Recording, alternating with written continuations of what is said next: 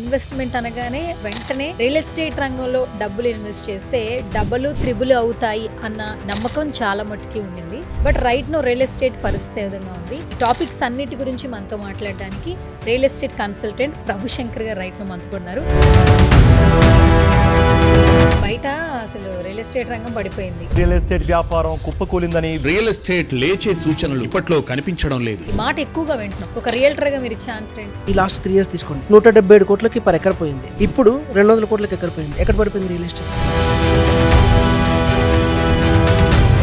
Real estates ఎప్పుడు సరే long term విజన్తో ఆలోచించే వాళ్ళకి ఎప్పుడు మంచి అవకాశాలు ఇస్తుంది. రియల్ ఎస్టేట్ మీదే ఇన్వెస్ట్మెంట్ చేయాలి అనే ఆలోచనలో ఉన్నారా? ఇప్పుడు 2026 లో ఇదే నడుస్తుందా? గోల్డ్ తీసుకోండి, అప్ అండ్ డౌన్స్ అవుతుంది. సిల్వర్ తీసుకోండి, అప్ అండ్ డౌన్స్ అవుతుంది. సో ఈ up and down market confusion నుంచి బయటకు రావాలంటే ఒకే ఒక మార్గం రియల్ ఎస్టేట్. మోదీ గారే చెప్తున్నారు, కొద్ది రోజులు బంగారాన్ని కొనకండి. మరి కొంతవరకు మరి రియల్ ఎస్టేట్ వైపు చూస్తున్నారా ఇన్వెస్ట్మెంట్ చేసేవాళ్ళు? ఆ ఒక్కటి ఇండియాలోనే కాకుండా ఆ వర్డ్ అనేది ఇంటర్నేషనల్ లెవెల్కి వెళ్ళిపోయింది. ఎన్ఆర్ఐస్ కూడా ల్యాండ్ మీద ఇన్వెస్ట్ చేయడం ఇంట్రెస్ట్ చూపిస్తున్నారు హైదరాబాద్ లో. మీరేం సజెస్ట్ చేస్తారు? బెస్ట్ ఇన్వెస్ట్మెంట్ ఓపెన్ ప్లాటా, ఫ్లాటా, డూప్లెక్స్ విల్లానా? బెస్ట్ ఆప్షన్ ఏంటంటే వాళ్ళ బడ్జెట్ లో రేవంత్ రెడ్డి గారు శ్రీశైలం హైవేని చాలా బాగా హైలైట్ చేస్తూ మాట్లాడుతున్నారు. నెక్స్ట్ ఫ్యూచర్ సిటీ అక్కడే. సాఫ్ట్వేర్ కంపెనీస్ అలాంటివన్నీ యాడ్ ఆన్ చేసి దాన్ని ఎక్స్పాన్షన్ చేస్తున్నారు. ఇప్పుడు ఇన్వెస్ట్ చేసే వాళ్ళకి ఇంకా డబుల్ ఇన్వెస్ట్మెంట్ అవుతుంది. రియల్ ఎస్టేట్ రంగం బాగుందని ఎంత మాట్లాడుకున్నా హైడ్రా వచ్చాక ప్రతి ఒక్కరు భయపడ్డారు. ఎక్కడన్నా ఒక చోట కొనండి అన్నా కూడా ఇప్పుడేం వద్దు, మేము బాగానే ఉన్నాం. సో ఇప్పుడు కస్టమర్స్ కూడా అడుగుతున్నారు, సార్ ఇది హైదరాబాద్ పరిధిలో ఉందా లేకపోతే హైదరాబాద్ నుంచి పర్మిషన్ ఉందా అని అడుగుతున్నారు. సో నేను ఇందాక చెప్పాను, గవర్నమెంట్ ఏ ప్రాజెక్ట్ చేసినా లాంగ్ టర్మ్లో పబ్లిక్కి అవసరమైన ప్రాజెక్టులు చేస్తారు. ఇప్పుడు ప్రతి ఒక్కరికి ఇన్వెస్ట్మెంట్ అనేది పెద్ద టాస్క్గా మారిపోయింది. చిన్నవాళ్ళ దగ్గర నుంచి పెద్దవాళ్ళ వరకు కూడా అందరికీ హ్యాపీ లైఫ్ లీడ్ చేయాలని ఉంటుంది. ఇన్వెస్ట్మెంట్ అనగానే వెంటనే రియల్ ఎస్టేట్ రంగంలో డబ్బులు ఇన్వెస్ట్ చేస్తే డబుల్ త్రిబుల్ అవుతాయి అన్న నమ్మకం చాలా మట్టుకి ఉండింది. But right now real estate పరిస్థితి ఏ విధంగా ఉంది? ఎక్కడ భూమి మీద ఇన్వెస్ట్ చేయాలి? ఫ్యూచర్లో ఫ్యూచర్ సిటీ అని చెప్పబోతున్న చాలా ప్రాంతాల్లో ఎక్కడ మనం ఇన్వెస్ట్మెంట్ చేస్తే మనకి ఇన్వెస్ట్మెంట్ అనేది డబుల్ త్రిబుల్ అవుతుందో, సో ఈ టాపిక్స్ అన్నిటి గురించి మనతో మాట్లాడడానికి రియల్ ఎస్టేట్ కన్సల్టెంట్ ప్రభుశంకర్ గారు రైట్ మనతో పాటు స్టూడియోలో ఉన్నారు. సో ఆల్మోస్ట్ ఒక 15 years నుంచి రియల్ ఎస్టేట్ రంగంలో ఉంటూ సక్సెస్ఫుల్గా ముందుకెళ్తున్నారు. చాలామంది ఏంటంటే రియల్ ఎస్టేట్ రంగం పడిపోయింది అని అంటూ ఉన్నారు. అసలు ఎలా ఉంది 2026లో రియల్టర్లు ఏ విధంగా ఉన్నారు ఆయన మాటల్లోనే అడిగి తెలిసేసుకుందాం. హాయ్ ప్రభు సార్. హాయ్ అండి. Welcome to Suman TV. Thank you. First of all ప్రతి ఒక్కరికి అంటే మధ్యతరగతి కుటుంబంలో ఉన్న వాళ్ళ దగ్గర నుంచి రిచెస్ట్ ఫ్యామిలీలో లైఫ్ లీడ్ చేసే వరకు అందరికీ డబ్బులు సేవ్ చేసుకోవాలి. సేవ్ చేసిన డబ్బుని ఎక్కడ ఒక చోట ఇన్వెస్ట్మెంట్ చేయాలి. అవునండి. ఈ ఆలోచన ఎప్పటి నుంచో ఉండింది. బట్ ఇప్పుడు ఇన్వెస్ట్మెంట్ చేయాలంటే బయట జనాలు భయపడుతున్నారు అన్న మాట వినిపిస్తోంది. మీరేం చెప్తారు? అసలు ఒక రియల్టర్గా ఆల్మోస్ట్ పాస్ట్ 15 years నుంచి రియల్ ఎస్టేట్ రంగంలోనే ఉన్నారు. కన్సల్టెంట్గా ఎంతోమందికి ప్లాట్స్ కూడా ఇవ్వడం జరిగింది. సో ఇన్వెస్ట్మెంట్ గురించి మీ అభిప్రాయం? సో మన హైదరాబాద్ ఇప్పుడు ఇన్వెస్టర్స్కి ఒక ఆపర్చునిటీ ఇస్తుందండి. ఎప్పుడైనా సరే మార్కెట్ అప్లో ఉన్నప్పుడు కానీ మార్కెట్ డౌన్వర్డ్స్లో ఉన్నా కానీ ఒక ఆపర్చునిటీ ఇస్తుంది. మార్కెట్ అప్లో ఉన్నప్పుడు ఏంటంటే పీక్లో అంటే హైదరాబాద్కి దగ్గరలో ఉన్న దగ్గర చాలామంది ఇన్వెస్ట్ చేయడానికి ఇష్టపడతారు. మార్కెట్ డౌన్వర్డ్స్లో ఉన్నప్పుడు ఎమర్జింగ్ మార్కెట్ అనేది చాలా పీక్గా ఉంటుంది. సో ఆ ఏరియాకి వెళ్ళి చాలామంది ఇన్వెస్ట్ చేస్తున్నారు. మనం అనుకుంటే లాస్ట్ 3-4 years నుంచి మార్కెట్ డౌన్వర్డ్స్ ఉందనుకున్నాం, కానీ మీరు ఎక్కడ చెక్ చేసినా కానీ సబ్ రిజిస్టర్ ఆఫీస్లో కానీ ఎక్కడ చూసినా కానీ రియల్ ఎస్టేట్ పెరిగి ఉంది. ఎందుకంటే అందరు ఇన్వెస్టర్స్ మార్కెట్ స్టెబిలిటీగా ఉన్నప్పుడే ఇన్వెస్ట్ చేయడానికి ఇష్టపడతారు. సో చాలామంది మిడిల్ క్లాస్ వాళ్ళు, బిలో మిడిల్ క్లాస్ వాళ్ళు, అప్పర్ మిడిల్ క్లాస్ వాళ్ళు ఏం చేస్తారంటే మార్కెట్ పెరుగుతున్నప్పుడు కొందామని చూస్తారు. But it is the right time. Market స్టెబిలిటీగా ఉన్నప్పుడు కొంటే అప్రిసియేషన్స్ బాగుంటాయి. సో ఇది రైట్ టైం అండి. యాక్చువల్గా ఇది రైట్ టైం. కొనే వాళ్ళందరికీ ఇన్వెస్టర్స్కి మంచి రైట్ టైం అన్నట్టు. ఇది బయట అసలు రియల్ ఎస్టేట్ రంగం పడిపోయింది. ఎవరు ఇన్వెస్ట్మెంట్ చేయట్లా. రియల్టర్ల పరిస్థితి అయిపోయింది. ఈ మాట ఎక్కువగా వింటున్నాం. ఒక రియల్టర్గా మీరు ఇచ్చే ఆన్సర్ ఏంటి? ఇప్పుడు మీరు లాస్ట్ 10 years తర్వాత ఇప్పుడు ఈ లాస్ట్ 3 years తీసుకోండి. 10 years కేసీఆర్ ఉన్నప్పుడు మనకి 177 కోట్లకి పర్ ఎకర్ పోయింది, రైట్? ఇప్పుడు 200 కోట్లకి ఎకర్ పోయింది. ఎక్కడ పడిపోయింది రియల్ ఎస్టేట్? సో ఎవరైతే లాంగ్ టర్మ్ ఇన్వెస్ట్మెంట్ ఆలోచనలో ఉన్న వాళ్ళందరూ ఇన్వెస్ట్ చేస్తున్నారు.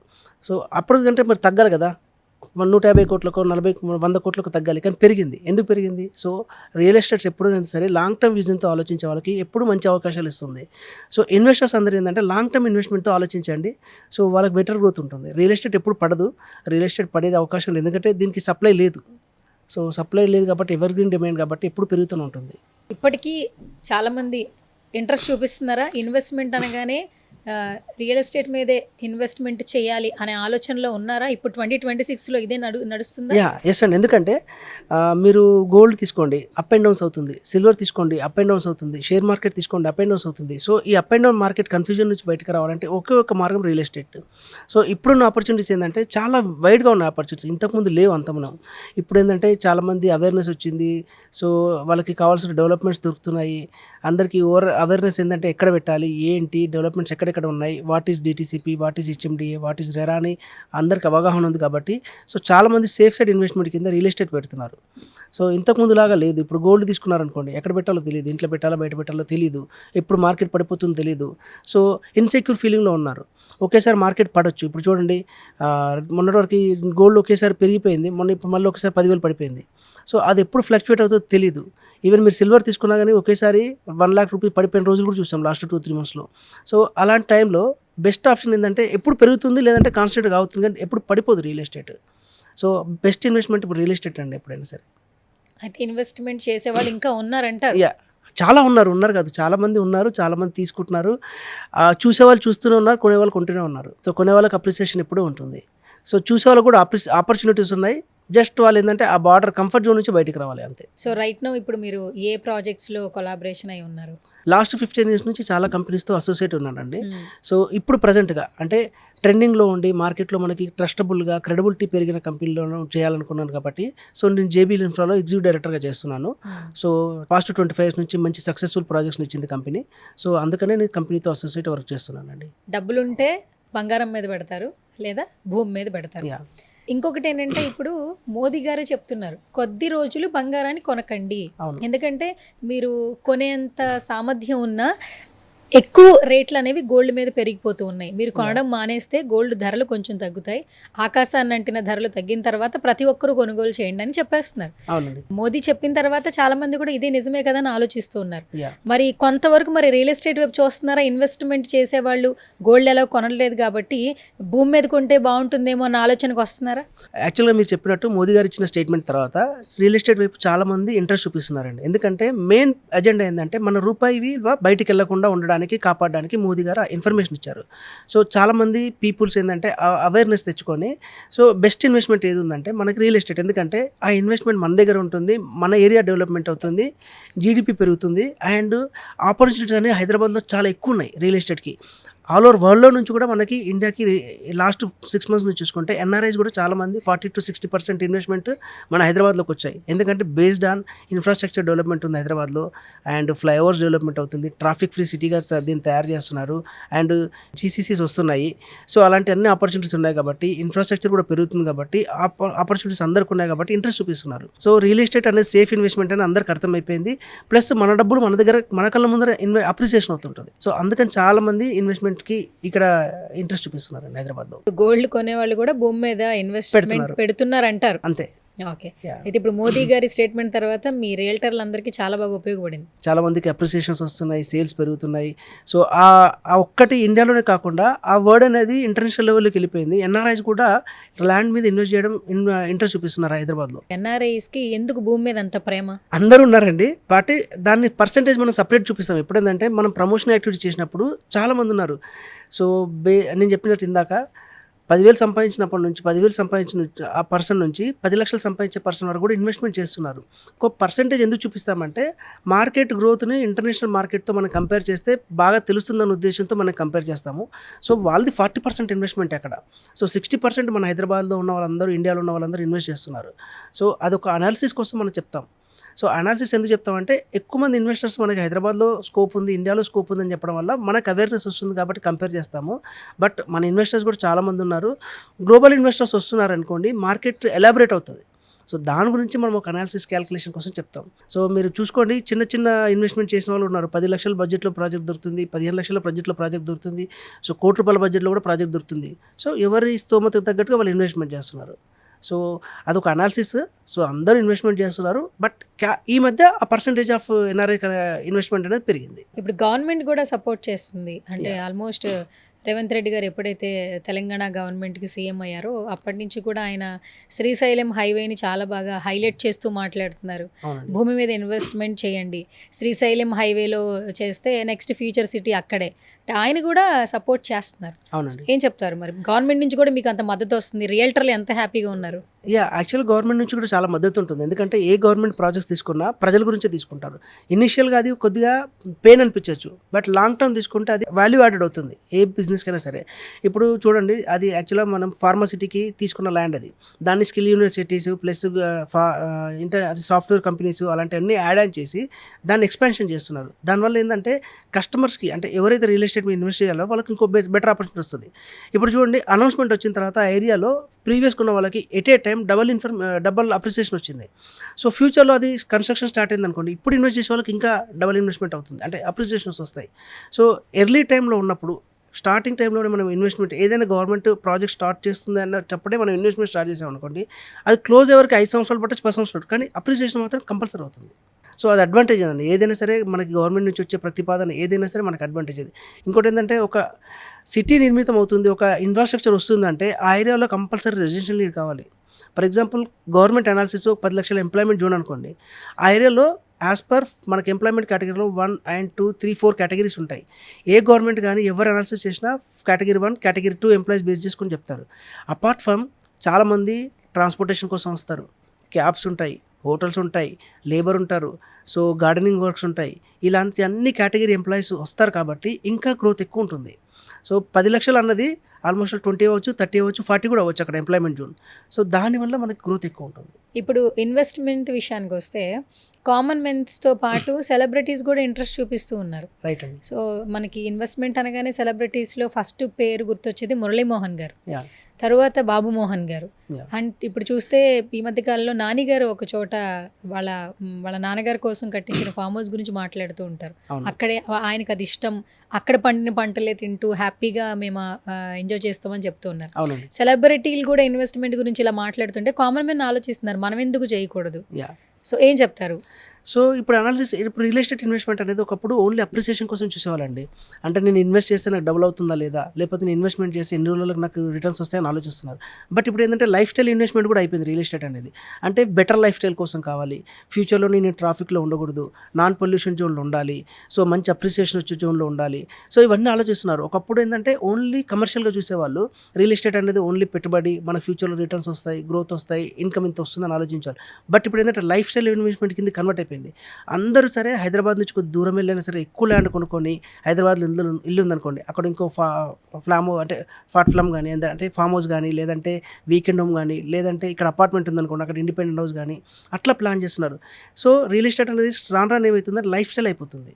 సో చూడండి, మీరు హైదరాబాద్ నుంచి దూరం వెళ్తుంటే, ఒక 50-60 కిలోమీటర్స్ దూరం వెళ్తుంటే, హైదరాబాద్లో 200 గజాలు ఇల్లు కట్టుకున్న వాళ్ళు అక్కడ 500 గజాలు కట్టుకుంటున్నారు, 1000 గజాలు కట్టుకుంటున్నారు. అంటే ఇట్ బికమ్ లైఫ్ స్టైల్ అయిపోయింది. సో ఒకప్పుడు ఇన్వెస్ట్మెంట్గా ఉన్నది ఇన్వెస్ట్మెంట్ ఇప్పుడు లైఫ్ స్టైల్ ఇన్వెస్ట్మెంట్ అయిపోయి, సో చాలామంది ఏం చేస్తున్నారంటే అక్కడికి వెళ్ళడానికి ఇష్టపడుతున్నారు, రియల్ ఎస్టేట్ ఇన్వెస్ట్మెంట్ చేయడానికి ఇష్టపడుతున్నారు. మీరు హైదరాబాద్లో కూడా చూడండి, అద్దెలు ఉన్నారు అనుకోండి, చాలా దూరం వెళ్ళినా సరే ఒక ప్లాట్ ఉండాలి, సొంత ఇల్లు ఉండాలని చెప్పేసి తీసుకుంటున్నారు. మీరు ఇదే కంపేర్ చేస్తే మీరు చిన్న గ్రామాలకు వెళ్ళిపోండి, పల్లెటూరులోకి వెళ్ళిపోండి, ల్యాండ్ ఎంత ఉందో దానిలో 30% ఇల్లు ఉంటుంది వాళ్ళకి, మిగతా అంతా వరండా, ఓపెన్ ప్లేస్, బాయి, చిన్న మొక్కలు అలాంటివి ఉంటాయి కదా. సో అదే పరిస్థితికి మళ్ళీ ఇప్పుడు వెళ్తున్నారు అందరూ. సో మాకు కూడా అలాగే కావాలి, సో గార్డెనింగ్ ఉండాలి, తర్వాత ప్యూర్ ఎయిర్ ఉండాలి, పొల్యూషన్ ఫ్రీ కంట్రోల్ ఉండాలి, ట్రాఫిక్ జామ్స్ తక్కువ ఉండాలి అని చెప్పేసి లాంగ్ వెళ్ళి ఎక్కువ ల్యాండ్ కొనుక్కుంటున్నారు. సో ఇన్వెస్ట్మెంట్ అనేది బిగ్గర్ అయిపోయింది. ఇన్వెస్ట్మెంట్ విషయంలో మళ్ళీ కొన్ని ఆప్షన్స్ ఉన్నాయి సార్. ఓపెన్ ప్లాట్స్ కొనండి, లేదా ఫ్లాట్స్ కొనండి, లేదు అపార్ట్మెంట్స్ కొనండి, విల్లాస్ కొనండి, చాలా వచ్చేసే ఆప్షన్స్. మీరేం సజెస్ట్ చేస్తారు? బెస్ట్ ఇన్వెస్ట్మెంటే ఓపెన్ ప్లాటా, ఫ్లాటా, అపార్ట్మెంట్లో ఒక డూప్లెక్స్ విల్లానా? So what? ఇది డిపెండ్స్ కస్టమర్ టు వేరియేషన్ ఉంటుంది. ఎందుకంటే ఫర్ ఎగ్జాంపుల్ నాకు నీడ్ ఉంది, నేను హైదరాబాద్లో ఉన్నాను, నీడ్ ఉంది, నేను ఆఫీస్కి వెళ్ళడానికి నాకు నియర్ బై లొకేషన్లో కావాలన్న వాళ్ళకి సో బెస్ట్ ఆప్షన్ ఏంటంటే వాళ్ళ బడ్జెట్లో ఫ్లాట్ వస్తుందా విల్లా వస్తుందా చూసుకోవడం బెటర్ ఆప్షన్. ఆల్రెడీ ఒక విల్లా కానీ ఫ్లాట్ కానీ ఉంది, సెకండ్ ఇన్వెస్ట్మెంట్కి వెళ్తున్నాను అనుకున్నప్పుడు better option is open plot only. Budget సరిపోతుందంటే నేను చెప్తాను ఫ్లాట్ కొనుక్కోమని, లేదంటే విల్లా కొనుక్కోమని, లేదంటే ఇండిపెండెంట్ హౌస్ కొనుక్కోమని. లేదు నాకు బడ్జెట్ సరిపోవట్లేదంటే compulsory open plot is the best option. చాలామంది నన్ను అడుగుతుంటారు, సార్ నా దగ్గర 5 లక్షలు ఉన్నాయి, 10 లక్షలు ఉన్నాయి, 20 లక్షలు ఉన్నాయి, నేను ఏం తీసుకోవాలి, నేను ఇల్లు తీసుకుందాం అనుకుంటున్నాను, ఫ్లాట్ తీసుకుందాం అంటున్నారు. నేను చెప్పే సజెషన్ ఒకటేనండి, మీరు ఏ ప్రాపర్టీ కొన్నా అంటే మీ దగ్గర ఫుల్ 100% అమౌంట్ ఉందనుకోండి, వెళ్ళండి. నేను లోన్కి వెళ్తున్నారంటే కంపల్సరీ ప్రాపర్టీ వాల్యూలో 40% అమౌంట్ మీ దగ్గర ఉండాలి. ఫర్ ఎగ్జాంపుల్ మీరు 1 CR బడ్జెట్కి మీరు ఏదైనా ప్రాపర్టీ అనుకుంటున్నారనుకోండి, 40 lakhs మీ దగ్గర ఉంటేనే వెళ్ళండి. లేదు ఆ 40 lakhsతో ఎక్కడైనా సరే ల్యాండ్ వస్తే ఓపెన్ ప్లాట్ కొనుక్కోమని చెప్తాను. ఎందుకంటే 20% అడ్వాన్స్కి వెళ్ళిపోతుంది, and registration and other charges కలిపి ఒక 10% వరకు వెళ్ళిపోతాయి, అండ్ బ్యాంక్ మిగతా ఇంటీరియర్స్ అని అవన్నీ ఇవన్నీ ఎక్స్ట్రా ఖర్చులు ఉంటాయి. కాబట్టి అట్లీస్ట్ 40% అమౌంట్ కస్టమర్ చేతిలో ఉంటే సో వాళ్ళు వెళ్ళొచ్చు, ఫ్లాట్ కానీ విల్లా కానీ వెళ్ళొచ్చు. లేదు నా దగ్గర అంత బడ్జెట్ లేదు, అందులో 20% అమౌంట్ ఉందంటే best option is land. Yeah, even land కూడా మీరు ఈఎంఐలో కొనుక్కోవచ్చు. అక్కడ కూడా మీ దగ్గర 40% అమౌంట్ ఉండాల్సిందే. 60% మీకు బ్యాంక్ నుంచి లోన్స్ వస్తాయి. ప్రభుశంకర్ గారు ఇన్వెస్ట్మెంట్ గురించి చాలా చక్కగా చెప్తున్నారు. బట్ ఎంతో మందికి ఉన్న డౌట్ ఏంటంటే అసలు ఇన్వెస్ట్మెంట్ ఎందుకు చేయాలి? ఇప్పుడు మనం ఇన్వెస్ట్మెంట్ చేస్తే ఫ్యూచర్ ఏమైద్దో తెలియదు. సో ఫ్యూచర్ కోసం మనం ఇప్పుడుగానే ఎందుకు ఇంత స్ట్రెస్ తీసుకోవాలి అని ఆలోచించే వాళ్ళకి మీరు చెప్పే ఆన్సర్ ఏంటి ఇన్వెస్ట్మెంట్ గురించి? అందరు ఇన్వెస్ట్మెంట్ చేస్తారండి, ఎవరు చేయకుండా ఉండరు. కాకపోతే ల్యాండ్ మీదే చేయాలా, దేని మీద చేయాలా, మ్యూచువల్ ఫండ్స్లో చేయాలా, ఏదో ఒక ఆపర్చునిటీ కంపల్సరీ ఇన్వెస్ట్మెంట్ చేస్తూనే ఉంటారు. ఎందుకంటే ప్రతి ఒక్కరు చెప్పేది ఏంటంటే మీరు వచ్చిన ఇన్కంలో 20% పక్కన పెట్టేయండి. అవునా? ఎవరైనా సరే, చాలామంది పెద్దవాళ్ళు చెప్పారు, అందరు చెప్తున్నారు, ప్రొఫెసర్స్ చెప్పారు, అందరు చెప్తూనే ఉంటారు, కంపల్సరీ 20% అది ఇన్వెస్ట్ చేయండి, ఫ్యూచర్ ఇన్వెస్ట్మెంట్ కోసం పనికొస్తుంది అని చెప్తారు. సో దానిలో ఏంటంటే చాలామంది ఏం చేస్తారంటే 20% అమౌంట్స్ని చిన్న చిన్న మ్యూచువల్ ఫండ్స్లోనో, గోల్డ్లోనో, సిల్వర్లోనో పెట్టి ఒక పెద్ద అమౌంట్ వచ్చిన తర్వాత తీసుకెళ్ళి దాన్ని కూడా మళ్ళీ ఓపెన్ ప్లాట్స్లో పెడతారు. సో ఒక స్టెప్ బై స్టెప్ ఇన్వెస్ట్మెంట్ చేసి ఆ వచ్చిన రిటర్న్ మళ్ళీ ఓపెన్ ప్లాట్లో రియల్ ఎస్టేట్లో ఇన్వెస్ట్మెంట్ చేస్తారు. అదొక ఆప్షన్. ఏంటంటే ఒకేసారి పెద్ద అమౌంట్లో రియల్ ఎస్టేట్లో ఇన్వెస్ట్ చేయని వాళ్ళు ఏంటంటే చిన్న చిన్న అమౌంట్స్ పక్కన పెట్టుకొని వేరే పాసివ్ ఇన్కమ్స్లో పెట్టుకొని దాన్ని విత్డ్రా చేసి రియల్ ఎస్టేట్లోకి రావచ్చు ఇన్వెస్ట్మెంట్కి. సో కాకపోతే ఇన్వెస్ట్మెంట్ అనేది బెస్ట్ ఆప్షన్. ఎందుకంటే ఈ రోజు ఉన్న డబ్బులు, ఫర్ ఎగ్జాంపుల్ ఈరోజు ₹1,00,00,000 ఉందనుకోండి, మనకు 10 సంవత్సరాల తర్వాత ₹1,00,00,000 వాల్యూ ఉండదు, అది తగ్గిపోతుంది. క్యాష్ వాల్యూ ఎప్పుడు తగ్గిపోతుంది. ఎందుకంటే మొన్న చూడండి 75-80 రూపీస్ ఉన్న మన రూపాయి విలువ ఇప్పుడు డాలర్ విలువ ₹100కి వెళ్ళిపోయింది. రైట్, 95-100 రూపీస్ నడుస్తుంది. సో డబ్బులు ఎప్పుడు మన దగ్గర ఉంటే అది డిప్రిసియేషన్ అవుతుంది. దాన్ని ఇన్వెస్ట్మెంట్ చేస్తేనే అది రిటర్న్స్ వస్తుంది, అప్రిసియేషన్ అవుతుంది. ఇన్వెస్ట్మెంట్ ఈజ్ నథింగ్ బట్ మనం పడుకున్నప్పుడు కూడా దాని విలువ పెరుగుతూ ఉండాలి, అదే ఇన్వెస్ట్మెంట్. సో అందుకని ఇన్వెస్ట్మెంట్ చేయాలి కంపల్సరీ. ఇంకొక టాపిక్ మాట్లాడాలి. ఇన్వెస్ట్మెంట్ ఎందుకు చేయాలో చాలా క్లియర్గా చెప్పారు.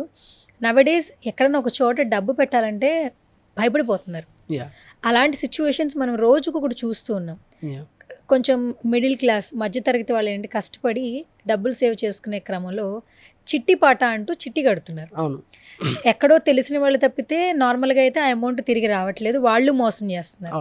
బ్యాంక్స్లో ఇన్వెస్ట్ చేస్తే ఏదో బిజినెస్కి ఉపయోగపడుతుంది కదని కొన్ని ప్రైవేట్ బ్యాంక్స్ నమ్ముకుని అక్కడ డబ్బులు కడుతున్నారు. రీసెంట్గా ఒక సెలబ్రిటీ మీద కూడా మంగ్లీ కూడా అదే టైంలోనే బయటకు వచ్చారు. ఆ డబ్బులు కట్టారు, ఈ డబ్బులు కట్టారు, మంగ్లీని చూసి కట్టారు అంటున్నారు. అసలు మంగ్లీ ఓపెన్గా ఏ స్టేట్మెంట్ ఇవ్వలేదు, నేను ఇలా చేస్తున్నాను అలా చేస్తున్నాను వచ్చి డబ్బులు కట్టండి అని. కానీ చివరికి వచ్చి మంగ్లీ మీదే వచ్చింది. చాలా వివాదాలు మనం చూస్తూ ఉన్నాం గత కొంతకాలం నుంచి. అక్కడ చూస్తే అందులో రూరల్లో ఉన్నటువంటి ప్రజలు ఒకళ్ళు 2 లక్షలు, 5 లక్షలు, 12 లక్షలు ఇలా డబ్బు ఇన్వెస్ట్మెంట్ చేసే క్రమంలో తెలుసుకోకుండా ఎక్కడ పడితే అక్కడ ఇన్వెస్ట్మెంట్ చేసేస్తున్నారు. ఇలాంటి జరుగుతున్న సిచ్యువేషన్స్లో ఈ డబ్బు తీసుకొచ్చి రియల్ ఎస్టేట్ మీద పెట్టండి అని మీరు చెప్తున్నారు. ఎలా ప్రజల్ని మీరు నమ్మించగలుగుతున్నారు? అంటే ఏం లేదండి, ఏదైనా సరే మనకు ఎప్పటి నుంచి ఒక సామెత ఉంది, అత్యాశ పోకూడదని. ఇలాంటి ఇన్వెస్ట్మెంట్స్ అన్నీ ఏంటంటే ఎక్కువ రిటర్న్స్ వస్తాయి అన్న ఆలోచనతో కస్టమర్స్ కానీ ఎవరైనా సరే ప్రజలు ఇన్వెస్ట్ చేస్తున్నారు. సో ఇన్వెస్ట్ చేసే ముందు దాని గురించి ఒకసారి ఆలోచించండి, 1-2 సార్లు. ఫర్ ఎగ్జాంపుల్ మనం ఒక డ్రెస్ తీసుకోవడానికి వెళ్తామండి, పోగానే తీసుకోం కదా, సెలెక్ట్ చేస్తాం, ట్రయల్ చేస్తాం, అవన్నీ చేస్తాం. సో ఇన్వెస్ట్ చేసే ముందు ఎప్పుడైనా సరే దానివల్ల వచ్చే రిటర్న్స్ నిజమైన రిటర్న్స్ వస్తున్నాయా, ఆ పర్సంటేజ్ మనకు వాల్యూ వస్తుందా, సో ఆ ఫండ్ వాళ్ళు ఎక్కడ డైవర్ట్ చేస్తున్నారు, సో దానివల్ల వాళ్ళకి రిటర్న్స్ వచ్చేస్తుందా. ఇప్పుడు ఫర్ ఎగ్జాంపుల్ మీరు డబ్బులు పెట్టారండి వాళ్ళ దగ్గర, వాళ్ళు ఎక్కడ పెడుతున్నారు డబ్బుల్ని, తీసుకెళ్ళి ఇన్వెస్ట్మెంట్ చేస్తున్నారా, రియల్ ఎస్టేట్లో పెడుతున్నారా, మ్యూచువల్ ఫండ్స్లో పెడుతున్నారా, గోల్డ్ కొంటున్నారా, వాళ్ళు ఎక్కడికి రిటర్న్స్ ఇవ్వాలి మళ్ళీ మీకు. సో బ్యాక్ జరుగుతున్న హిస్టరీ కూడా చూసుకోవాలి. చూసుకోకుండా వాళ్ళు రిటర్న్స్ ఇస్తామని చెప్పగానే మీరు నమ్మి పెట్టేయడం వల్ల ఇలాంటి జరుగుతున్నాయి. సో ఇన్వెస్ట్మెంట్ పెట్టేటప్పుడు కూడా మనం ఏంటంటే ఒక ఆలోచన ఉండాలి, ఎప్పుడు ఆ డబ్బులు ఎక్కడికి వెళ్తున్నాయి, ఏంటి, వాళ్ళు ఎక్కడ ఇన్వెస్ట్మెంట్ చేస్తున్నారు, ఆ రిటర్న్స్ వచ్చే అవకాశాలు ఎంతవరకు ఉన్నాయి, పెట్టచ్చా లేదా, వచ్చిన కాన్ఫిడెన్స్ వచ్చిన తర్వాత పెడితే ఈ ప్రాబ్లమ్స్ రావు. సో అందుకనే పెట్టే ఇన్వెస్టర్స్కి అందరూ చెప్తాను, ఎప్పుడైనా సరే మీరు పెట్టే డబ్బులు ఒకటి చూడకండి, ఆ రిటర్న్స్ వచ్చే పద్ధతిని కూడా చూడండి. ఏ డోర్లో వెళ్తున్నా ఏ డోర్లోకి రిటర్న్ వస్తుందో చెక్ చేసుకుంటే అది బెస్ట్ ఇన్వెస్ట్మెంట్ అవుతుంది ఎప్పుడైనా. చాలా సందర్భాల్లో పెద్ద పెద్ద బిజినెస్ మ్యాన్ చెప్తారు ఎగ్జిట్ కూడా చూసుకుంటాం ఇన్వెస్ట్మెంట్ చేసేటప్పుడు అని. సో చాలామంది మిడిల్ క్లాస్ వాళ్ళు ఏంటంటే ఎగ్జిట్ చూడరు, అప్రిసియేషన్ ఎంత వస్తుంది ఆ మాటలు విని వెళ్ళిపోతారు. ఎగ్జిట్ అనేది కూడా ఇంపార్టెంట్. మనం పెట్టే డబ్బులు ఎగ్జిట్ ఎంత ఫాస్ట్గా అవుతుంది, ఏ రిటర్న్స్లో ఎగ్జిట్ వస్తుంది కూడా చూసుకుంటే వాళ్ళకి ఎలాంటి మోసాలు జరగవండి. ఇంకోటి ఏంటంటే ఎక్కడైనా సరే స్కీమ్స్ దగ్గరికి ఎక్కువ వెళ్ళకండి. ఎందుకంటే రియల్ ఎస్టేట్లో ఎప్పుడైనా సరే మీరు లాస్ట్ 10 years నుంచి చాలా కంపెనీస్ కూడా స్కీమ్స్ ఇచ్చి వాళ్ళు కూడా బ్యాక్వర్డ్స్ చేసిన సందర్భాలు చాలా చూస్తున్నాం. సో కాకపోతే స్కీమ్స్ ఇచ్చేటప్పుడు ఏంటంటే చాలా జాగ్రత్తగా చెక్ చేసుకోండి, స్కీమ్స్ కరెక్టా కాదా, వాళ్ళు ఇవ్వగలరా లేదా అని చెక్ చేసుకొని ఎగ్జిట్ కూడా ఆలోచించుకుంటే ఇలాంటి అవసరాలు రావు. ఇప్పుడు రియల్ ఎస్టేట్ విషయానికి వస్తే మేము ఒక లేఅవుట్ వేసాం, ఆ ప్రాజెక్ట్ ఇన్ని ఎకరాలు అని ఒక రియల్ ఎస్టేట్లో ఉన్నటువంటి పర్సన్స్ అందరూ మార్కెటింగ్ వాళ్ళు ఎగ్జిక్యూటివ్ వాళ్ళు చెప్తుంటారు. ఈ లేఅవుట్కి క్లయింట్ అడిగే క్వశ్చన్ ఏంటంటే ఇది హెచ్ఎండిఏ లేఅవుటా, డిటిసిపి లేఅవుటా, రెరా అప్రూవ్డ్ ఉందా అని అడుగుతుంటారు. ఏంటి అసలు ఈ వర్డ్స్కి మీనింగ్ ఏంటి, అర్థం ఏంటి అసలు? యాక్చువల్ రియల్ ఎస్టేట్లో చాలా ప్రాజెక్ట్స్ ఉంటాయండి. ఇప్పుడు మీరు చాలా చూసుకుంటే డిటిసిపి ఉంది, హెచ్ఎండిఏ ఉంది, బోత్ రేరా అప్రూవ్డ్ ఉండాలి, ఫామ్ ల్యాండ్స్ ఉన్నాయి, అండ్ ఫామ్ విల్లా ప్రాజెక్ట్స్ వస్తున్నాయి, గేటెడ్ కమ్యూనిటీ ఫామ్ హౌసెస్ అంటున్నారు, అండ్ అగ్రికల్చర్ ల్యాండ్స్ అంటున్నారు. చాలా టైప్స్ ఆఫ్ ఉన్నాయి. సేఫెస్ట్ ఇన్వెస్ట్మెంట్ ఏంటంటే గవర్నమెంట్ అప్రూవ్డ్ ఇన్వెస్ట్మెంటే బెటర్. మీరు చూసుకోండి, రీసెంట్గా హైడ్రా నుంచి కూడా మనకు స్టేట్మెంట్ ఉంది, ఏదైతే గవర్నమెంట్ అప్రూవ్డ్ ఉన్న ప్రాజెక్ట్స్లో తీసుకుంటే మీరు 100% సేఫెస్ట్ అని. సో ఎందుకంటే మనం అప్రూవల్ ప్రాసెస్ వెళ్ళినప్పుడు ఆ ల్యాండ్ కరెక్ట్ ల్యాండా, అది ఎఫ్టీఓలో ఉందా, గవర్నమెంట్ ల్యాండ్లో ఉందా, ఏదన్నా ట్రస్ట్కి సంబంధించిన ల్యాండ్ అనేది వాళ్ళు వెరిఫై చేస్తారు. అన్నీ చెక్ చేసుకున్న తర్వాతే వాళ్ళు ఎల్పీ నెంబర్ అనేది ప్రొవైడ్ చేస్తారు. సో 99.99% సేఫెస్ట్ ఏంటంటే గవర్నమెంట్ ప్రాజెక్ట్ అప్రూవల్ తీసుకోవాలి. సో వన్స్ గవర్నమెంట్ అప్రూవల్ ఇచ్చిన తర్వాత దానికి రేరా అప్రూవల్కి వెళ్తారు. సో బోత్ డిపార్ట్మెంట్స్ అప్రూవల్స్ ఉన్నాయి కాబట్టి సేఫ్ జోన్ అది. సో కస్టమర్కి ఎప్పుడంటే నేను చెప్పాను ఇందాక ఎగ్జిట్ కూడా చూసుకోవాలన్నప్పుడు మనం చూసుకోవాల్సింది ఏంటంటే సేఫ్ జోన్లో ఉన్నామా లేదా చూసుకుంటే గవర్నమెంట్ అప్రూవ్డ్ ఉన్న ప్రాజెక్టే బెస్ట్ ప్రాజెక్టులు. చాలామందికి ఏంటంటే డిటీసీపీ, హెచ్ఎండిఏ అండ్ ఇప్పుడు ఎఫ్సిడిఏ వచ్చింది, తర్వాత ముడా వచ్చింది, చాలా ప్రాజెక్ట్స్ ఉన్నాయి కదా, వాట్ ఈస్ డిఫరెన్స్ అని అడుగుతుంటారు. సో దానికి నేను సింపుల్ చెప్తానండి, ఏదైనా సరే గవర్నమెంట్ నుంచి అథారిటీయే, కాకపోతే లోకల్ గవర్నమెంట్ అథారిటీ అది సపరేట్ ఉంది. ఇప్పుడు ఫర్ ఎగ్జాంపుల్ యాదగిరి గుట్ట అనుకోండి, వైటీడీటీ అంటాం, యాదగిరిగుట్ట టెంపుల్ డెవలప్మెంట్ అథారిటీ అంటాం. సో ముడా అంటే Mahabubnagar urban development authority. ఇప్పుడు రీసెంట్గా వికారాబాద్ డెవలప్మెంట్ అథారిటీ కూడా తీసుకొచ్చారు. So local government authorities also called as a government approval authorities. So government నుంచే వాళ్ళు అప్రూవల్ చేస్తారు కాబట్టి సో ఏదైనా సరే గవర్నమెంట్ అప్రూవ్ ఉన్న ప్రాజెక్ట్స్లో ఇన్వెస్ట్ చేయడం బెటర్ అండి. సేఫ్ జోన్ అనే పాయింట్ మాట్లాడారు మీరు. యా, ఇప్పుడు హైదరాబాద్లో సేఫెస్ట్ ఏరియాస్ అంటే ఏంటి, అంటే ఎక్కడ ఇన్వెస్ట్మెంట్ చేస్తే ఫ్యూచర్ అనేది వాళ్ళకి డబుల్ త్రిబుల్ ఉంటుంది? ఇందాక అంటే సేఫెస్ట్ జోన్ ఇన్వెస్ట్మెంట్ అంటే ఏం లేదండి, ఎర్లీగా స్టార్ట్ అవుతుంది అంటే ఇప్పుడిప్పుడే మార్కెట్ స్టార్ట్ అవుతుంది అనే ఏరియా చూసుకుంటే సేఫెస్ట్ జోన్ అంటాం. ఇప్పుడు ఆల్రెడీ పెరిగిపోయిన దగ్గర కొనుక్కున్నాం అనుకోండి, అది సేఫ్ జోన్ కాదు, ఎందుకంటే అది ఇంకా అంత పర్సెంటేజ్లో పెరుగుతుందో లేదో తెలియదు కాబట్టి సేఫ్ జోన్ కాదు. ఇప్పుడు మీరు ఓఆర్ఆర్ చుట్టుపక్కల తీసుకుంటే భువనగిరి తీసుకోండి, సంగారెడ్డి తీసుకోండి, మేడ్చల్ తీసుకోండి, ఇవన్నీ ఆల్రెడీ ఎప్పటి నుంచో వింటున్న పేర్లు, షాద్నగర్, ఇవన్నీ ఎప్పటి నుంచో వింటున్న పేర్లు. ఒక సందర్భంలో మనకి 6 నుంచి 7 వేల రూపాయలకు గజం దొరికే ప్లేస్ ఇప్పుడు 15 నుంచి 20 వేలు అయిపోయింది. ఇప్పుడు ఆ డబ్బులు పెట్టాలంటే ఆ లొకేషన్ నుంచి 10-15 కిలోమీటర్ దూరం వెళ్ళాల్సి వస్తుంది. సో అందుకు ఇప్పుడిప్పుడే మార్కెట్ స్టార్ట్ అవుతుంది, ఇప్పుడిప్పుడే గవర్నమెంట్ దాని మీద కాన్సన్ట్రేషన్ ప్లేస్ ఏంటంటే వికారాబాద్. సో ఇప్పటివరకు వికారాబాద్ పేరు ఎక్కడ మీరు వినలేదు, చాలా తక్కువ చోట్ల విన్నారు.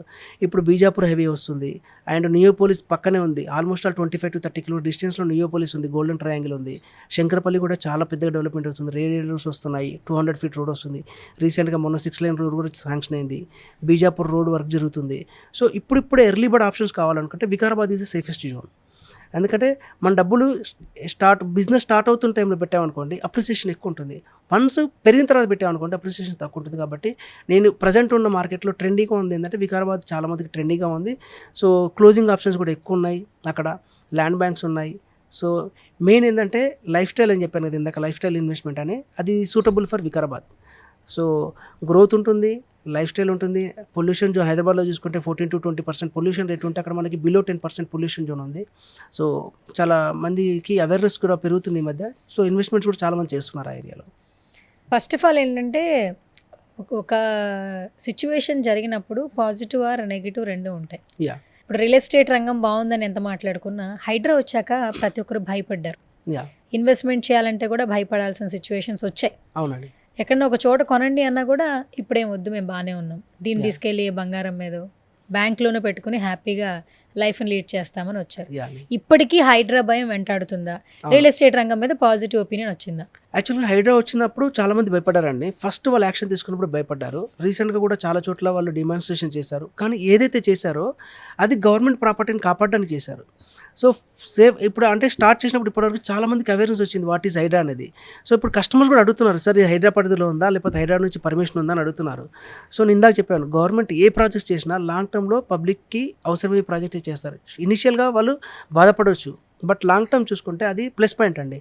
ఇప్పుడు హైడ్రా వచ్చిన తర్వాత చాలామంది అడుగుతున్నారు, సరే ఇది హైడ్రా జోన్లో ఉందా, హైడ్రా నుంచి పర్మిషన్ ఉందా. సో వన్స్ నేను చెప్పాను ఇందాక, గవర్నమెంట్ పర్మిషన్కి వెళ్ళిన తర్వాత హైడ్రా ఇట్ సెల్ఫ్ ఆల్సో దానికి పర్మిషన్ ఉంటుంది. సో దానికోసం స్పెషల్ పర్మిషన్ మనం తీసుకోవాల్సిన అవసరం లేదు. So once DTCP, HMDA, RERA permission, local authorities permission వచ్చిందంటే so it is the safe zone. So మనకి హైడ్రా ఒకప్పుడు ప్రాబ్లం వచ్చినా ఇప్పుడు ప్లస్ పాయింట్ అయిందండి అది. దానివల్ల ఇప్పుడు అందరికీ హ్యాపీగా ఉన్నారు. ఎందుకంటే ఇన్వెస్టర్స్ అప్పుడు చేసిన వాళ్ళు బాధపడ్డారు, కొంత ఒక 10%, 15% పీపుల్ బాధపడ్డారు, బట్ మిగతా 70-80% పీపుల్కి అది ప్లస్ పాయింట్ అయింది. సో అది వాల్యూ యాడెడ్ అనుకోవాలి మనం. అయితే ఇప్పుడు హైడ్రా భయం లేదంటారు? ఉంది, కానీ ఎవరైతే అప్పట్లో లాంగ్ అంటే పాస్ట్లో ఇన్వెస్ట్ చేసిన వాళ్ళు ఇప్పుడు భయపడుతున్నారు. సో అది నాది హైడ్రాలో ఉందా లేదా అని. కొత్తగా ఇన్వెస్ట్మెంట్ చేసే వాళ్ళకి ఆ భయం లేదు. హైడ్రా రావడం వల్ల ఒక అవగాహన అయితే వచ్చిందంటే అవేర్నెస్ క్రియేట్ అయిందా? చాలా అవేర్నెస్ క్రియేట్ అయింది. సో అందుకంటే అందరూ ఆలోచిస్తున్నారు, థింక్ చేస్తున్నారు. ఇంకోటి ఏంటంటే వాళ్ళు వెబ్సైట్ కూడా రిలీజ్ చేశారు కదా, ఈ ల్యాండ్ హైడ్రాలో ఉందా లేదా చెక్ చేసుకోమని అఫీషియల్గా వెబ్సైట్ రిలీజ్ చేస్తున్నారు. కాబట్టి ఈవెన్ కస్టమర్స్ కూడా దానిలో వెళ్ళి చెక్ చేసుకుంటారు. చెక్ చేసుకొని వాళ్ళు మోటివేట్ అవుతున్నారు. వాళ్ళు ఓకే నా సేఫ్ జోన్లో ఉంది, నేను ఇన్వెస్ట్మెంట్ చేయొచ్చు అని ఆలోచిస్తున్నారు. సో నో ప్రాబ్లం దానిలో. ఏ రంగంలో అయినా మోసాలు కూడా జరుగుతుంటాయి. ఇప్పుడు రియల్ ఎస్టేట్ రంగంలో మోసాలు జరగకుండా ఒక పర్సన్ జెన్యున్గా వచ్చి ఇన్వెస్ట్మెంట్ చేయాలని వచ్చిన ఒక పర్సన్కి మంచి జరగాలి, మోసాలకి గురి కాకూడదు. మీరిచ్చే సజెషన్స్ ఏంటి క్లయింట్కి? అవునండి, మోసం జరగకుండా అంటే క్లయింట్ కూడా ఒక ఆలోచన ఉండాలి. ఇప్పుడు ఫర్ ఎగ్జాంపుల్ నేను చాలాసార్లు చెప్తుంటాను, ఇప్పుడు మీరు ఒక వెహికల్ కొనుక్కోవాలనుకోండి, వెహికల్ గురించి రీసెర్చ్ చేస్తారు. నాకు ఎంత బడ్జెట్లో కావాలి, 5 సీటర్ కావాలా, 7 సీటర్ కావాలా, ఏ బ్రాండ్ కావాలని ఎంక్వైరీ చేస్తారు కదా. సో ఏది సూటబుల్ ఉందని మీరు ఎంక్వైరీ చేస్తారు. అలాగే మీరు ప్రాపర్టీ కొనేటప్పుడు ఏ లొకేషన్లో బాగుంది, అందులో ఏ కంపెనీ సక్సెస్ఫుల్గా రన్ అవుతుంది, ఏ కంపెనీ లాంగ్ టర్మ్ నుంచి సర్వీస్ ఇస్తున్నారు, ఏ లాంగ్ టర్మ్ నుంచి బిజినెస్లో ఉంది, అలాంటి కంపెనీని సెలెక్ట్ చేసుకోండి.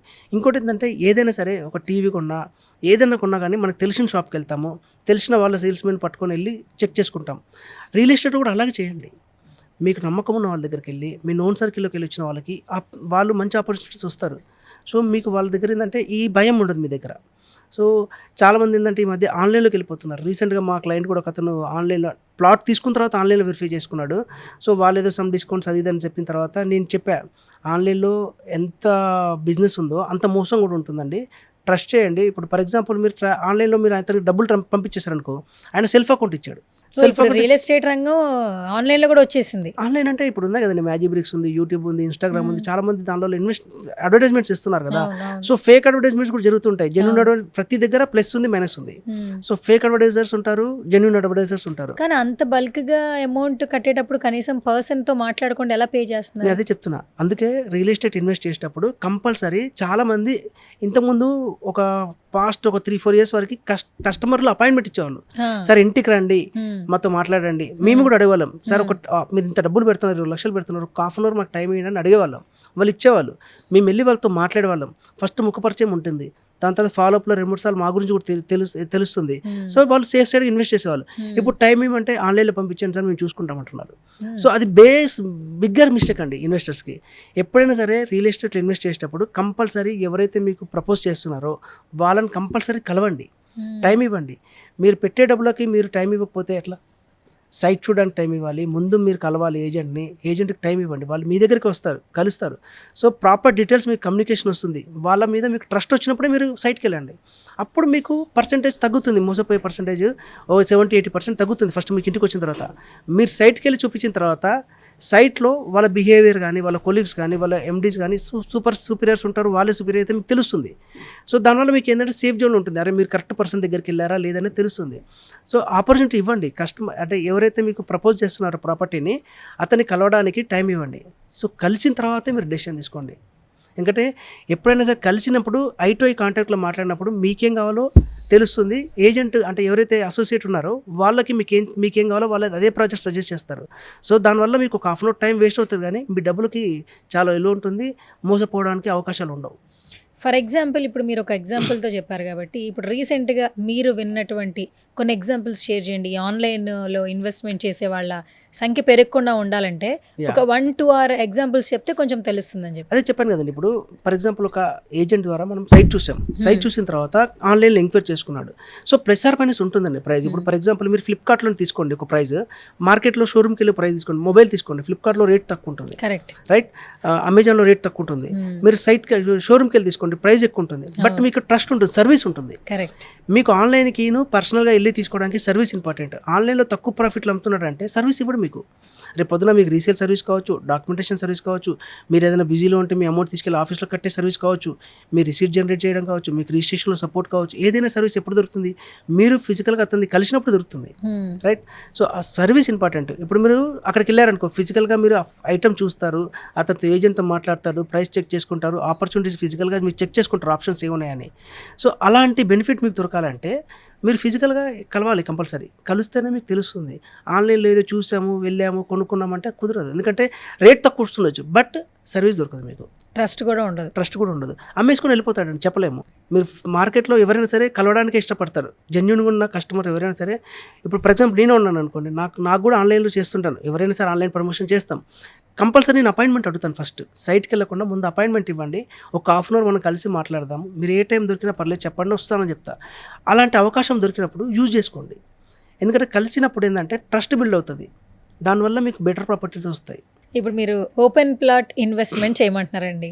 సో మేమే ఉన్నాం అనుకోండి, మీరు చెప్పే మాటలకి ఇది అయ్యి ఓకే, అక్కడ పెట్టి ఇక్కడ పెట్టి బంగారం మీద కొని స్టాక్ మార్కెట్లో పెట్టి ఆ టెన్షన్ తీసుకోవడం కంటే ఓపెన్ ప్లాటే ఒకటి ఇన్వెస్ట్ చేసామే అనుకోండి, 5 ఏళ్ల తర్వాత ఇప్పుడు మేము చేసిన ఇన్వెస్ట్మెంట్కి మాకు ఎక్స్ట్రా బోనస్గా ఎంత ఇన్వెస్ట్మెంట్తో మాకు ఆ ప్లాట్ కనిపిస్తూ ఉంటుంది.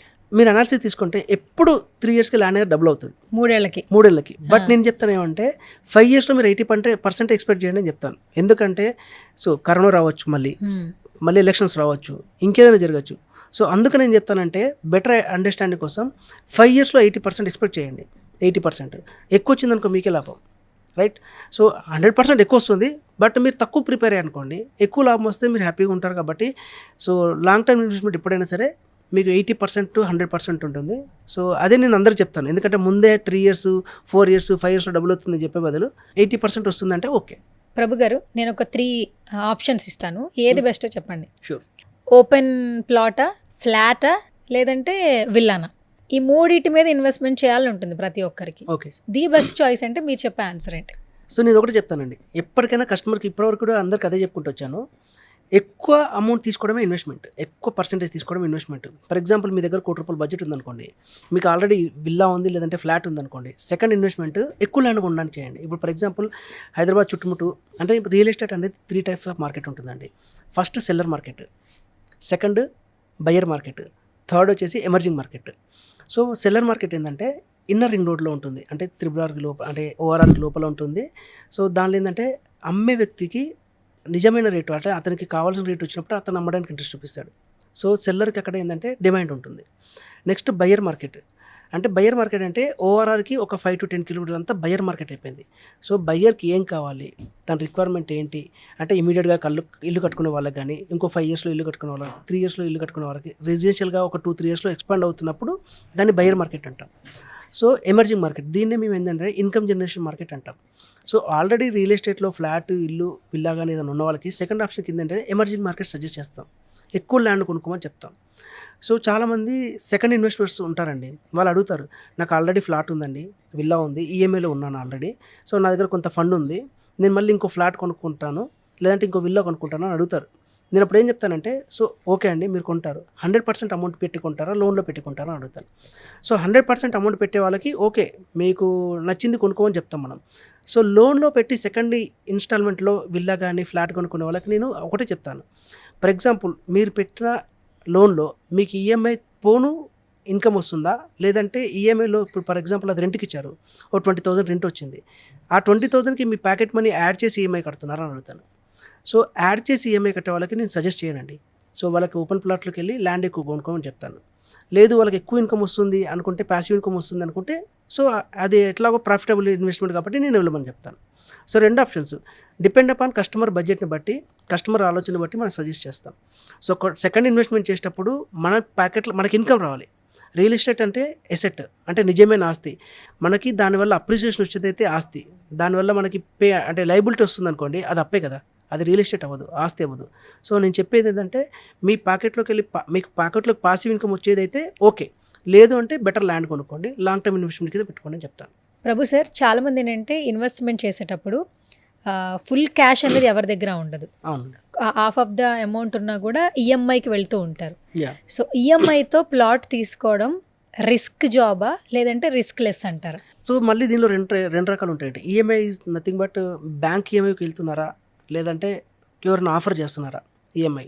సో బ్యాంక్ ఈఎంఐకి వెళ్ళారనుకోండి, ప్రాపర్టీ మీ పేరు మీద రిజిస్ట్రేషన్ అయిన తర్వాతే వాళ్ళకి డబ్బులు డిస్బరెంట్ అవుతాయి కాబట్టి మీరు సేఫ్ జోన్లో ఉన్నట్టు. సో కొంతమంది ప్రాపర్టీ ఈఎంఐకి వెళ్తారు, company self they are providing EMI. అలాంటప్పుడు బిల్డర్ యొక్క ప్రొఫైల్ చెక్ చేసుకోండి. నేను కొనొద్దు అని చెప్పను, ఎందుకంటే చాలామందికి బ్యాంక్ లోన్స్ రావు, వాళ్ళకి మనకి ఆల్టర్నేట్ సొల్యూషన్ ఏంటంటే ఇది. ఇంకోటి ఏంటంటే గోల్డ్ లోన్ ఆప్షన్ ఒకటి ఉంటుందండి, చాలా తక్కువ ఇంట్రెస్ట్లో మనకి గోల్డ్ లోన్ వస్తుంది, అది వెళ్ళిపోవడం బెటరు. లేదు నాకు అది కూడా లేదు అనుకున్నప్పుడు ఈఎంఐలో కొన్ని కంపెనీస్ ఆఫర్ చేస్తాయి, కాకపోతే ప్రొఫైల్ చెక్ చేసుకోండి. అందరు ప్రొఫైల్స్ ఇలా ఉండవు, ఎందుకంటే చాలా మటుకు తీసుకుంటే 90% ఆఫ్ కస్టమర్స్ లాస్ అయింది ఈఎంఐలోనే. ఎలా లాస్ అవుతున్నారు? ఎందుకంటే ఫర్ ఎగ్జాంపుల్ మీరు ఒక 3 years ఈఎంఐలో మీరు ప్రాపర్టీ కొనుక్కున్నారు. సో మీరు ఏదైనా ఒక టర్మ్ ఈఎంఐ మీరు పే చేయలేదు అనుకోండి, అప్పుడు ఏమవుతుంది, మీ ప్లాట్ కంపెనీ వాడు వికెట్ చేస్తాడు. వికెట్ చేసి మీరు మొత్తం ఈఎంఐ కట్టిన తర్వాత పలానా మంత్లో మీరు ఈఎంఐ కట్టలేదండి, మీ ప్లాట్ ఆల్రెడీ వికెట్ అయింది, ఎక్కడో దూరంలో ఇంకో ప్రాపర్టీలో మీకు ఇస్తాను తీసుకుని అంటాడు. అప్పుడు మీకు లాస్ కదా. కరెక్ట్. సో మీరు క్యాన్సిల్ చేసుకున్నారనుకోండి, సరే ఎన్ని సంవత్సరాలు మీరు ఈఎంఐ కట్టారు కాబట్టి నేను ఫుల్ అమౌంట్ ఇవ్వలేను, సో 40% 30% కట్ చేసుకొని ఇస్తా అంటాడు, అది కూడా లాసే. అండ్ ఇంకోటి ఏంటంటే బ్యాంక్ ఈఎంఐలో కొనుక్కున్నాను అనుకోండి, మీ ప్లాట్ మీ పేరు మీద ఉంటుంది, మీరు ఈఎంఐ బ్యాంకు కడతారు. సో మీకు ఆలోచన ఏముందంటే ప్రాపర్టీ ఉంది కాబట్టి మీరు కట్టాలి కంపల్సరీ ఒక ఆలోచన ఉంటుంది. అదే ఈఎంఐ మీరు కంపెనీ నుంచి ఎక్కడి నుంచి వచ్చిందనుకోండి, మధ్యలో మీకు ఏదైనా ఇబ్బంది అయ్యి ఆపేశారనుకోండి, క్యాన్సిల్ చేసుకొని ఆ డబ్బులు తెచ్చుకుందామని ఆలోచనలో ఉంటారు, అప్పుడు మీకు ఇన్వెస్ట్మెంట్ అవ్వదు. అది ఏదో ఎక్కడో డబ్బులు దాచిపెట్టుకొని తెచ్చుకున్నట్టు ఉంటుంది కానీ ఇన్వెస్ట్మెంట్ అవ్వదు. ఇన్వెస్ట్మెంట్ ఏంటంటే మీ పేరు మీద రిజిస్ట్రేషన్ అయిపోతే అది ఇన్వెస్ట్మెంట్. సో నేను సజెస్ట్ చేసేది ఏంటంటే బ్యాంక్ లోన్కి వెళ్ళండి, లేదంటే గోల్డ్ లోన్కి వెళ్ళండి. ఇందాక మీరు చెప్పినట్టు కొన్ని చిట్టి కంపెనీస్ ఉంటాయి, మంచి మంచి చిట్టీస్ కంపెనీస్ ఉంటాయి, అక్కడికి వెళ్ళి మీరు ఏదైనా ఫండ్ చిట్టి వేసి తీసుకొచ్చుకొని కొనుక్కోండి. సో అప్పుడు మీకు ఒక రెస్పాన్సిబిలిటీ ఉంటుంది, అరే నా పేరు మీద ప్రాపర్టీ రిజిస్ట్రేషన్ అయింది కదా, నేను డబ్బులు కట్టాలన్న అవగాహన మీకు ఉంటుంది, రెస్పాన్సిబిలిటీ ఉంటుంది, కాబట్టి ఆ ఎసెట్ మీకు లాంగ్ టర్మ్లో యూజ్ అవుతుంది. ఫస్ట్ టైం ఇన్వెస్ట్మెంట్ చాలామందికి toughest job actually, but it's dream come true అని కూడా అంటుంటారు. అవునండి, సొంత ఇంటి కళ, లేదంటే సొంతంగా మనకంటూ ఒక ప్రాపర్టీ ఉండాలని అందరికీ ఉంటుంది. బట్ ఎప్పుడైతే ఒక ఇన్వెస్ట్మెంట్ చేయాలని ఒక పర్సన్కి ఆలోచన వచ్చిన తర్వాత ఎలాంటి మెలకువలతో ఇన్వెస్ట్మెంట్ మీద మనం అమౌంట్ అనేది పెట్టాలి, సజెషన్స్ ఏమైనా చెప్తారు? సింపుల్ అండి. ఇప్పుడు ఇందాక చెప్పినట్టు సేమ్ అదే ఎగ్జాంపుల్, మీరు ఏదైనా ఎసెట్ కొనుక్కోవాలి, కారు కొనుక్కోవాలి, లేదంటే టీవీ కొనుక్కోవాలి అన్నప్పుడు మీరు ఒక ఐడియా ఉంటుంది, ఇంత బడ్జెట్లో కొందాము, సో ఇలాంటి బ్రాండ్ కొందాము, సో ఇంత ఇప్పుడు ఎస్యూవి తీసుకుందామా, లేదంటే హ్యాష్ బ్యాగ్ తీసుకుందామా, లేదంటే సెడాన్ తీసుకుందామా అని ఒక ఆలోచన మీకు ఉంటుంది. సో ఏదైనా సరే మీరు ఒక ప్రాపర్టీ కొనుక్కుంటప్పుడు మీ రిక్వైర్మెంట్ రాసుకోండి, అంటే మీకు ఎన్ని గజాలు కావాలి, ల్యాండ్ కావాలా, ఒక ఇల్లు కావాలంటే మీ బడ్జెట్ ఎంత షిఫ్ట్లో కొనుక్కుంటాం అనేది ఒకటి రాసుకోండి. అనుకోకుండా పేపర్ పెన్ పెట్టుకొని రాసుకుంటే మీకు క్యాలిక్యులేషన్ అర్థమవుతుంది. దాన్ని బట్టి మార్కెట్లో సెర్చ్ చేయండి. మీకు నోన్ సర్కిల్ ఎవరైనా ఉంటే బెస్ట్, ఇప్పుడు మా కన్సల్టెంట్ అని చెప్పాను ఇందాక మీకు ఇంట్రడ్యూస్ చేసుకున్నప్పుడు, కన్సల్టెంట్ అని చెప్పాను, ఒక కన్సల్టెంట్ని కలవండి. కన్సల్టెంట్ కలిపితే మీకు బెటర్ ఆపర్చునిటీస్ ఇస్తారు. ఎక్కడ ఏ బ్యాంక్లో ఎంత ఫెసిలిటీ లోన్స్ ఉన్నాయి ఇవన్నీ అన్నీ చెప్తారు. కన్సల్టెంట్ అంటే మీకు ఎవ్రీథింగ్ ఉంటుంది. అంటే సేల్స్మెన్కి కన్సల్టెంట్ డిఫరెన్స్ ఏంటంటే సేల్స్మెన్ అనేది ఓన్లీ అమ్మడం మీద కాన్సన్ట్రేషన్ ఉంటుంది, మీకు ఏదో ఒక ప్రాజెక్ట్ అమ్మాలి. కన్సల్టెంట్ ఏంటంటే మీకు ఐడియా ఇస్తాడు, ఎడ్యుకేట్ చేస్తాడు. సో మీకు నచ్చింది ఈ ప్రాజెక్ట్లో ఇన్వెస్ట్ చేయమంటే ఆయన ఇప్పిస్తాడు, లేదు ఎడ్యుకేషన్ వస్తుంది, మీకు ఇన్ఫర్మేషన్ వస్తుంది, మీరు అనాలిసిస్ చేసైనా కొనుక్కోవచ్చు. కన్సల్టెంట్ దగ్గర ఆపర్చునిటీ ఏంటంటే ఇప్పుడు ఫర్ ఎగ్జాంపుల్ మీకు ఇన్ఫర్మేషన్ కావాలన్నప్పుడు consultant is the best option. సరే, ఇప్పుడు ప్లాట్ అంటే ఇన్వెస్ట్మెంట్ అనేది ఫ్యామిలీ కోసం చేయాలా, లేదా ఇన్వెస్ట్మెంట్ చేయాలా? ఏది చేసినా ఫ్యామిలీ కోసమే యాక్చువల్గా, ఎందుకంటే ఫ్యామిలీ కోసమే మనం ఇన్వెస్ట్మెంట్ చేస్తాం. అంటే ఫ్యూచర్లో మన రిటైర్మెంట్ కోసం కావచ్చు, పిల్లల ఎడ్యుకేషన్ కోసం కావచ్చు, పిల్లల పెళ్ళిళ్ళ కోసం కావచ్చు, ఇన్వెస్ట్మెంట్ ఈజ్ ఫ్యామిలీ కోసమే మనం చేస్తాం. బట్ ఫ్యామిలీ కోసం చేసేటప్పుడు ఏంటంటే మనం లాంగ్ టర్మ్ ఆలోచించి చేస్తాం, రైట్? కొంతమంది అప్పట్లో ఎఫ్డీస్ అనేవాళ్ళు, దాని తర్వాత బైబ్యాక్ పాలసీస్ వచ్చాయి, అంటే మధ్యలో ఇంటర్నేషనల్ పాలసీలు ఇచ్చేవాళ్ళు వచ్చారు. ఇప్పుడు ఏంటంటే అవన్నీ కాకుండా లాంగ్ టర్మ్ ఇన్వెస్ట్మెంట్ జోన్కి వెళ్తున్నారు. అంటే ఫ్యూచర్లో ఇప్పుడు ఆల్రెడీ మనం చిన్నింట్లో ఉంటున్నాము, లేదు మనం ఇక్కడ రెంట్ పే చేసి ఉంటున్నాము, పిల్లలకు ఒక ఎసెట్ కావాలి, లేదంటే ఇక్కడ ఉన్న ఇల్లు కాకుండా ఫ్యూచర్లో రిటైర్మెంట్ అయినప్పుడు నాకు మంచి లావిష్గా ఉండి ఇల్లు కావాలనుకుంటున్నప్పుడు. సో అప్పుడు ఏంటంటే ఏదైనా సరే ఇన్వెస్ట్మెంట్ ఆలోచించినప్పుడు ఫ్యామిలీ బేస్ చేసుకుని ఆలోచిస్తామండి. రిక్వైర్మెంట్ ఎప్పుడు ఫ్యామిలీ నుంచి సపోర్ట్ ఉంటుంది. సో ఇన్వెస్ట్మెంట్ అనేది ఎప్పుడు కానీ ఫ్యామిలీకి సంబంధించింది ఉంటుంది కాబట్టి దాన్ని చూసి ఇన్వెస్ట్మెంట్ చేయడం బెటర్. అంటే ఫ్యూచర్ రిక్వైర్మెంట్స్ ఏంది, నా ఫ్యామిలీలో ఫ్యూచర్ రిక్వైర్మెంట్స్ ఏందని మనకు తెలుస్తుంది. పిల్లల గురించా, లేదంటే పేరెంట్స్ గురించా, లేదంటే మనకి రిటైర్మెంట్ హోమ్ కావాలా, లేకపోతే మన రిటైర్మెంట్ బెనిఫిట్స్ కోసం కావాలా అనేది చూసుకోవాలి. సో ఫర్ ఎగ్జాంపుల్ నేను ఇప్పుడు ఉన్నాను, రిటైర్మెంట్ బెనిఫిట్ ఇప్పుడు చూసుకుంటే ఇన్ఫ్లమేషన్ చూసుకోండి. ఇప్పుడు దానికి నెక్స్ట్ 10 years వరకు చాలా, ఇప్పుడు ₹1,00,00,000 సరిపోతుంది, అప్పుడు ₹1,00,00,000 నథింగ్, 10% అవుతుంది అప్పుడు ₹1,00,00,000. సో అలా అనాలిసిస్ చేసుకొని ఫ్యూచర్ బేస్ చేసుకొని ఇన్వెస్ట్మెంట్ చేయడం బెటర్.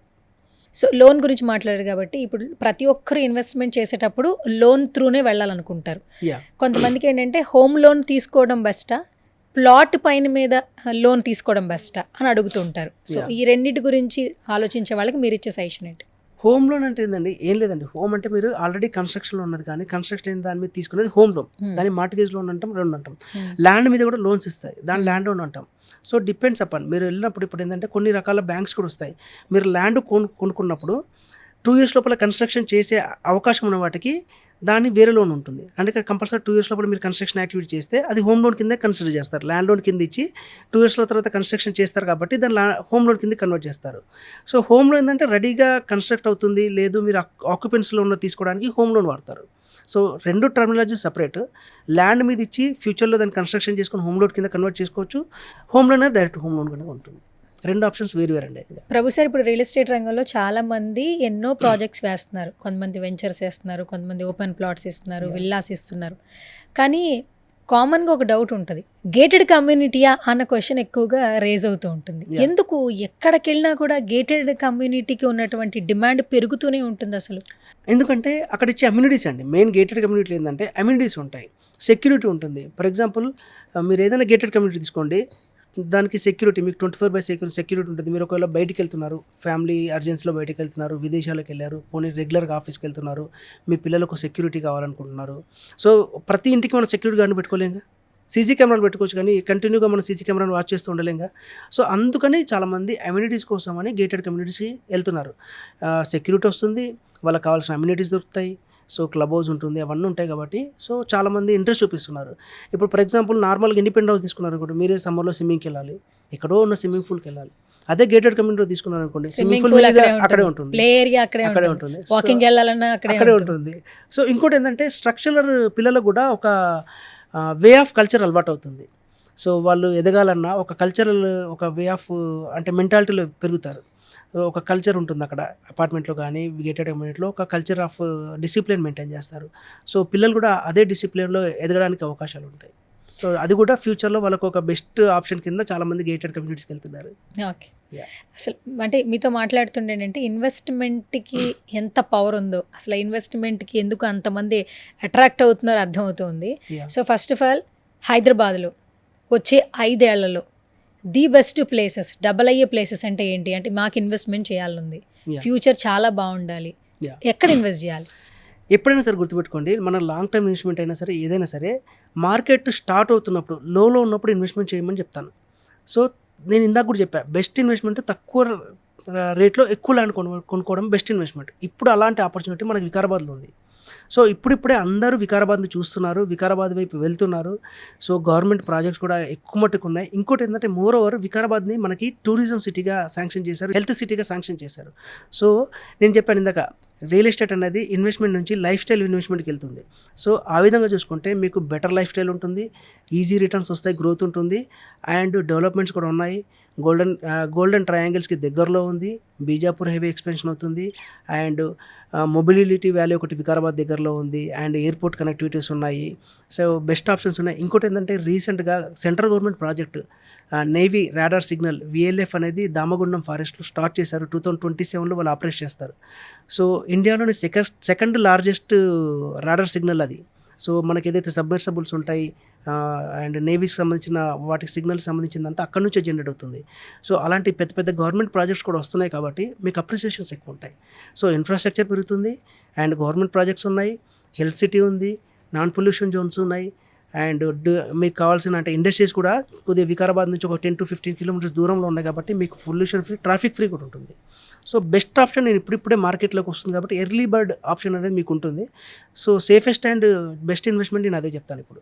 అండ్ మెయిన్గా ఇప్పుడు హైదరాబాద్లో కోవిడ్ తర్వాత హైయెస్ట్ పేమెంట్స్ అంటే రెంట్స్ అండి. యా, రెంట్ల రేట్లు ఒక రేంజ్లో పెరిగిపోయినాయి అవును. After Covid.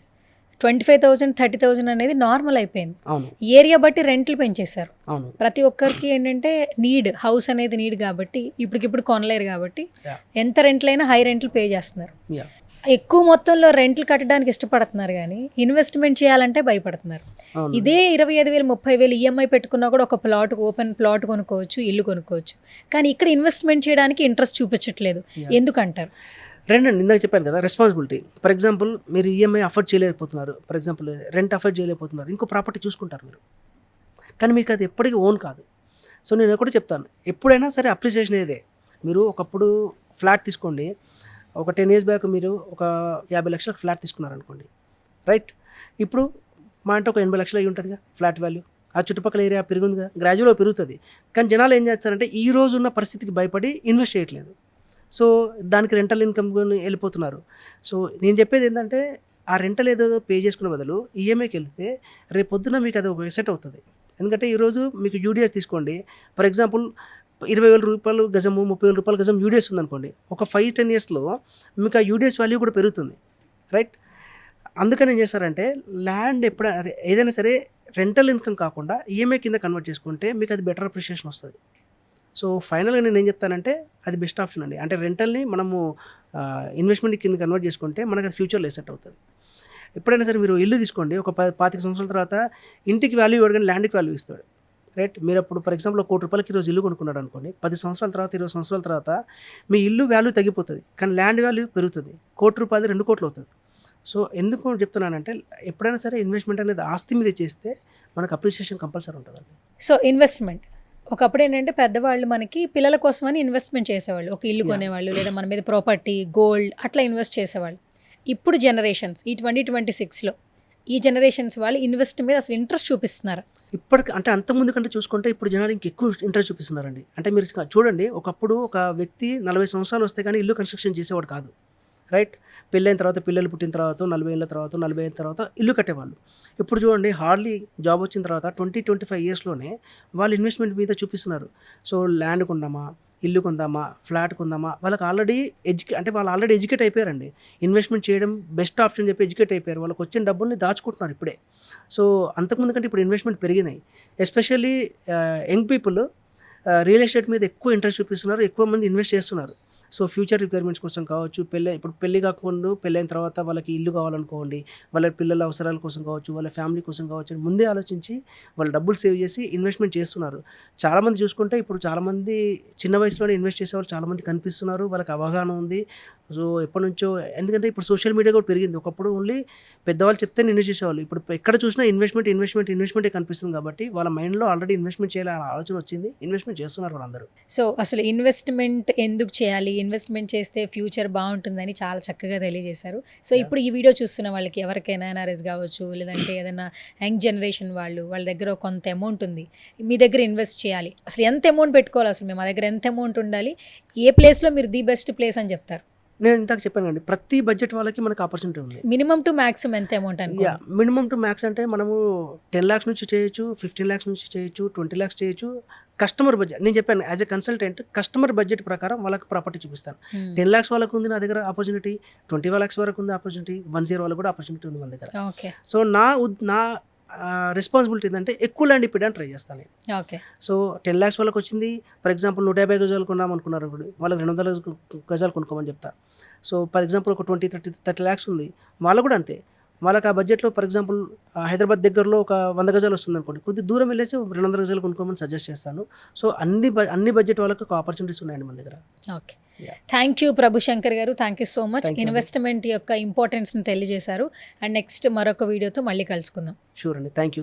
ఎస్ గైస్, చూస్తున్నారు కదా, ప్రతి ఒక్కరికి ఇన్వెస్ట్మెంట్ చేయాలని ఉంటుంది. ఎక్కడ చేయాలి, ఎలా చేయాలి, అసలు ఇన్వెస్ట్మెంట్ చేయాలంటేనే భయపడే సిచ్యువేషన్స్లో రైట్ నో మేమున్నాం అని చాలామంది ఆలోచిస్తున్నారు. రియల్ ఎస్టేట్ రంగం పడిపోయింది అని చెప్తున్నారు, కాదంటండి. సో ఇప్పుడు మోదీ గారు కూడా చెప్తున్నారు, ఇన్వెస్ట్మెంట్ చేయాలంటే బెస్ట్ ప్లేసెస్లో కానీ బెస్ట్ దాని మీద ఇన్వెస్ట్మెంట్ చేయండి అంటున్నారు.